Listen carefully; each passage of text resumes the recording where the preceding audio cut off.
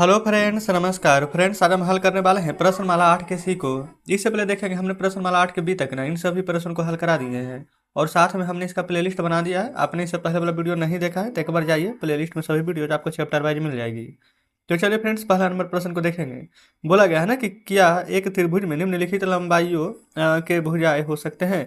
यहाँ पर ये सभी दिया गया, तो यहाँ पर याद रखेंगे कोई भी दो त्रिभुज का योग ना हमेशा यहाँ पर तीसरी भुजा से यहाँ पर बड़ी आनी चाहिए। अगर बराबर भी आएगा तो नहीं होगा, ठीक है, हमेशा बड़ी ही होनी चाहिए। तो चलिए देखते हैं पहले को। देखिएगा,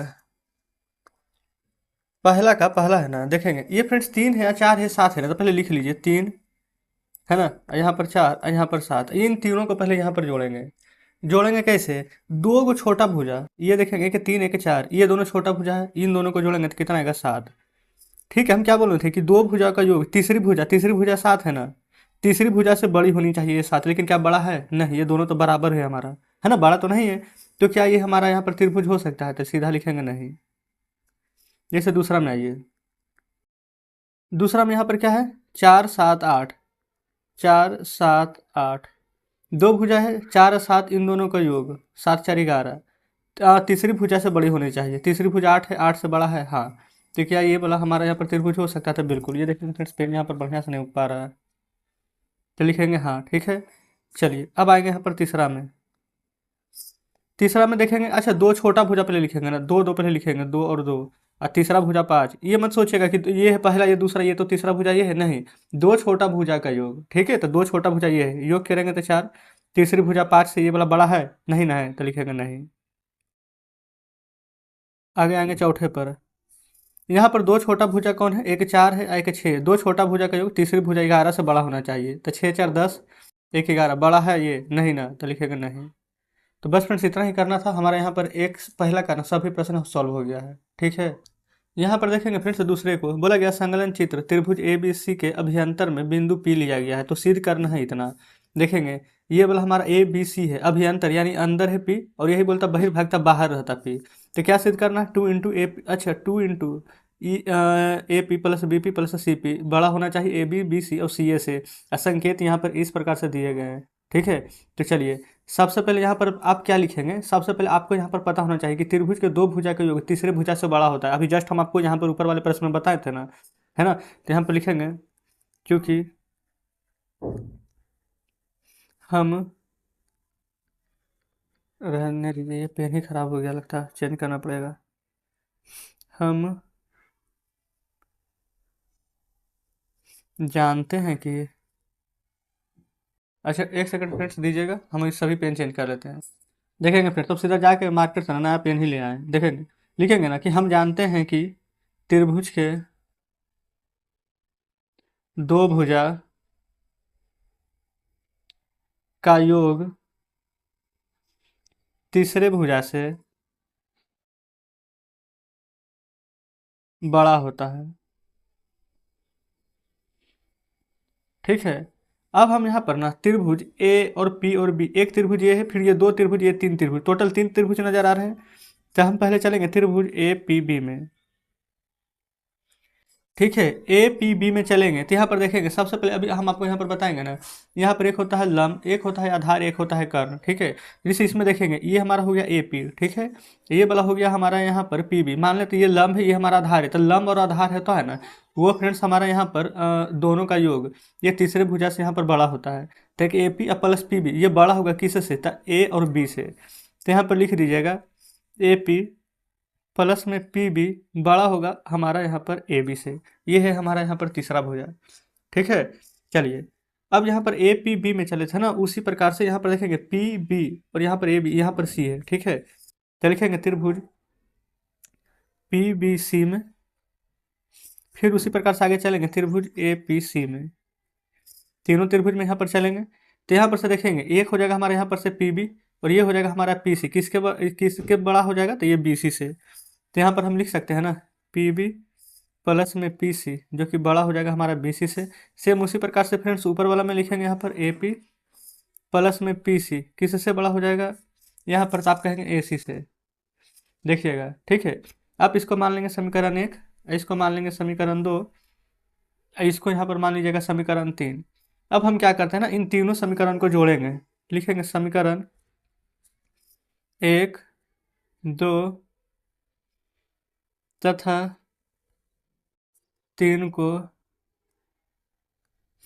जोड़ने पर। ठीक है। अच्छा, अब यहाँ पर जोड़ेंगे कैसे, जो यहाँ पर देखेंगे। सबसे पहले ये वाला AP, फिर ये वाला PB, फिर ये वाला PB, फिर ये वाला PC, इधर वाला एक साइड को पहले पूरा लिखेंगे हम, समझ गए ना। तो यहाँ पर लिखेंगे AP प्लस PB प्लस ये वाला PB, फिर ये PC, फिर AP प्लस PC। ठीक है, ये देखिए इधर से इधर साइड मुंह खुला हुआ नहीं, ये बड़ा है, तो इस प्रकार से खोल देंगे AB BC या AC लिखेंगे, AB BC प्लस में AC। अब यहाँ पर आप एक बात ध्यान देंगे ना, AP दो बार है, PB दो बार है, PC दो बार है। ठीक है, तो हम क्या यहाँ पर दो कॉमन ले लें, सब दो दो बार है तो, और फिर यहाँ पर लिख देंगे AP प्लस में PB प्लस में PC, ये वाला निशान दे देंगे AB plus BC plus AC का। ठीक है, यहाँ पर ध्यान दीजिएगा, ये दो बार AP है, दो बार PB है और दो बार PC है। ठीक है, अब यहाँ पर से हमसे सिद्ध करने के लिए क्या बोला गया था ना, जो देखेंगे यही ना था। देखेंगे ये फिर से दो बार होना चाहिए AP BP या CP, AB plus BC plus C है, तो देखेंगे ये वाला ज्ञान आप चाहे तो यहाँ पर लिख दीजिएगा अप्रूव्ड या फिर सिद्ध हुआ। ठीक है, तो जस्ट फ्रेंड्स इस प्रकार से हमने यहाँ पर कंप्लीट कर लिया है। तो चलते हैं अगले प्रश्न पर।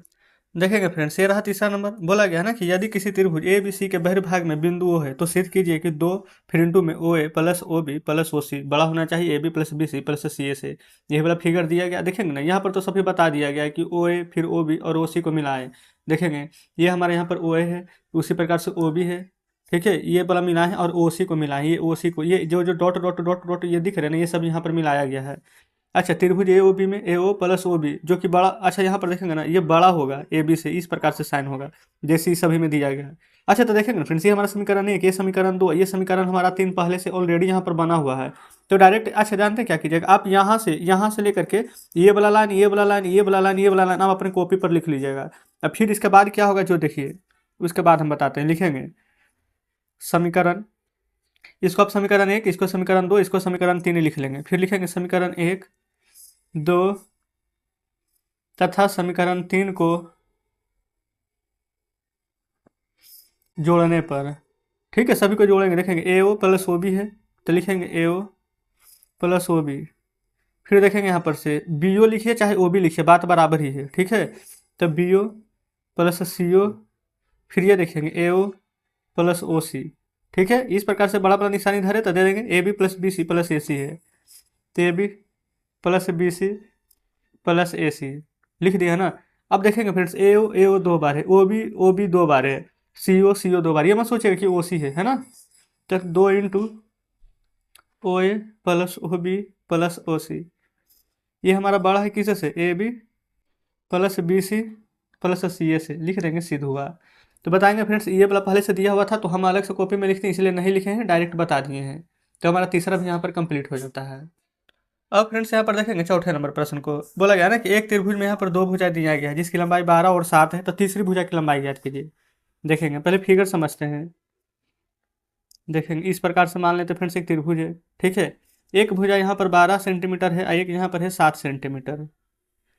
ठीक है, तो बोला गया ना कि तीसरी भुजा ना क्या से क्या हो सकती है, कहाँ से कहाँ तक है। तो देखिएगा सबसे पहले फ्रेंड्स यहाँ पर इतना ध्यान रखेंगे ना कि 12 और यहाँ पर ये 7 है। ठीक है ना, तो दो भुजा की लंबाई क्या क्या हो सकती है, तो एक 12 में से 7 घटाइए तो आ जाएगा 5 सेंटीमीटर, और दूसरा 12 में 7 जोड़िए तो हो जाएगा हमारा यहाँ पर 19 सेंटीमीटर। इससे क्या पता चला कि 5 सेंटीमीटर से छोटा नहीं होगा और 19 सेंटीमीटर से फ्रेंड्स यहाँ पर बड़ा नहीं होगा, क्योंकि आपको पता होना चाहिए ना कि कोई भी यहाँ पर दो भुजा का योग तीसरी भुजा से हमेशा यहाँ पर बड़ा होता है। ठीक है, तो इस प्रकार से आप यहाँ पर लिख सकते हैं, क्योंकि हम जानते हैं कि त्रिभुज के, हम जानते हैं कि यहाँ पर लिख देंगे त्रिभुज के दो भुजा के योग तीसरे से बड़ा होता है। ठीक है, तो इसलिए यहाँ पर लिख देंगे, ये तीसरा भुजा की लंबाई चाहिए था तो लिखेंगे अतः तीसरी भुजा की लंबाई 5 सेमी यानी सेंटीमीटर से अधिक और 19 सेमी यानी कि 19 सेंटीमीटर से कम होगी। तो फ्रेंड्स उम्मीद करते हैं कि इस प्रश्न में भी कोई डाउट नहीं हुआ होगा, है ना। हमने बहुत ही आसान तरीके से आपको बता दिए, तो चौथा नंबर भी सोल्व हो गया है। आगे देखेंगे फ्रेंड्स 5वें नंबर में। 5वें में बोला गया ना, संलग्न चित्र त्रिभुज ABC, ए बी और यहाँ पर है सी, ये है फ्रेंड्स हमारा डी। तो कौन है, ये 47 डिग्री है। बी ए बराबर में बी सी, देखेंगे ये वाला जो बी ए है ये हमारा बी सी का, देखेंगे ये दोनों हमारे यहाँ पर बराबर है। तो बताइए डी बी सी की माप बताइए। ये देखेंगे ये रहा डी, ये रहा बी, ये रहा सी, ये डी बी सी का माप बताना है, जहाँ की ए बी उसी सीधी रेखा में बिंदु डी तक बढ़ाई गई है, जहाँ तक ये वाला फ्रेंड्स बिंदु देखेंगे डी तक बढ़ाया गया है, ठीक है। तो यहाँ पर कौन ए हमारा 47 डिग्री है, ये 47 डिग्री है ना। तो बी ए और बी सी दोनों बराबर है, तो कौन ए अगर 47 है तो कौन सी, ये वाला फ्रेंड्स ये भी हमारा 47 होगा। तो चलिए यहाँ पर समझते हुए चलेंगे। यहाँ पर लिखेंगे कौन ए बराबर हमारा हो जाएगा कौन सी, कौन ए 47 डिग्री है ना, तो कौन सी भी 47 डिग्री होगा। कैसे, तो यहाँ पर कोष्ठ में लिख लेंगे बराबर भुजाओं के सामने का कोण बराबर होता है,